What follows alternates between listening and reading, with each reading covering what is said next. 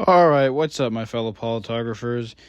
In today's video, I'm going to be talking about something that may have, rode over like a couple years ago, but I'm still filled with a fiery, burning fury over it, so I'm going to talk about it. See, now I have a couple of things, like a couple of talking points that I'm going to be making in this video that I would have said on the call that we had in September 22nd, 2024. Now, if you know me, you already know where this is going. So you have now to click off this video and hide from reality, or you can stay and listen to me completely go off, because there are things that are, we're going to be talking about some contradictions. We're going to be talking about some other stuff, and they're going to hit closer to home than you think they might. So, you may as well just stick around. Okay.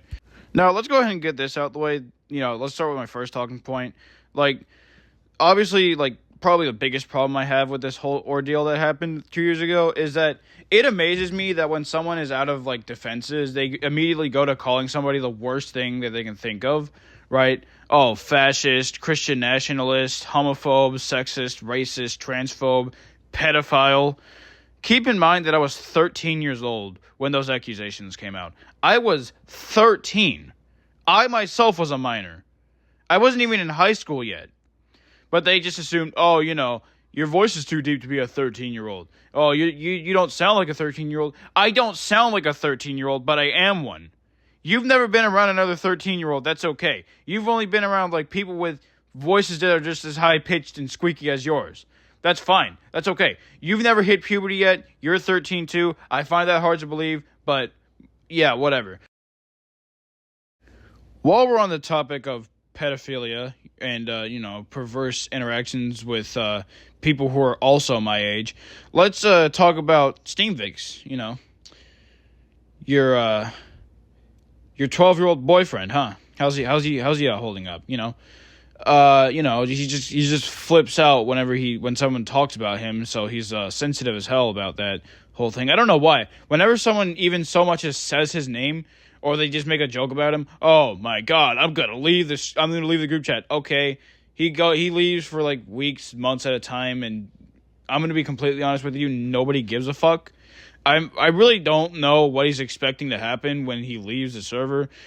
Like we're not gonna die. Like the whole thing is gonna run perfectly fine without you, dude. I'm gonna keep it honest here. I'm gonna be completely honest. Nothing will happen. I'm just gonna say it right now. Nothing would happen. Okay. So you call me a pedophile. You have a 12-year-old boyfriend. Yada yada yada. Okay, moving on. So this third thing that they have about me is me being a Urban Spook fan. I'm not an Urban Spook fan if I so much as just watch their videos, right? Oh yeah, I like their videos, but I'm not a fan of them. You know what I'm saying? And then you even go as far as to accuse Urban Spook of being a pedophile. Don't know where you got that from. You're just pulling talking points like straight out of your ass there. And even if Urban Spook was a pedophile, you gotta learn to separate the art from the artist. You know what I'm saying? See what I did there? Never mind. That's not important. Just because the person writes a character in as being a pedophile doesn't mean that they themselves are a pedophile. You gotta understand that. There are so many things wrong with all the statements that you guys made against me. I just felt like I'm not doing this out of hatred. I'm doing this because I just want to correct you guys. I want to teach you guys that if you're gonna make a false accusation, you gotta at least learn to do it properly. So my fourth talking point, and arguably my most favorite talking point, is them accusing me of being a homophobe. No, I'm not a homophobe. I'm a Christian. I don't. Oh yeah. Love thy neighbor. Yada yada yada. Okay, love thy neighbor. I talked about this in a community post. Love thy neighbor doesn't mean I love you so much to the point where I let you get away with sinning, right? Love thy neighbor only means I get the right to call you out. I get the right to call you out for sinning and love you as a brother while I do it. That's what love thy neighbor means. If you actually read the Bible, if any of you guys actually read a single verse from the Bible, you would have known that. But you guys don't.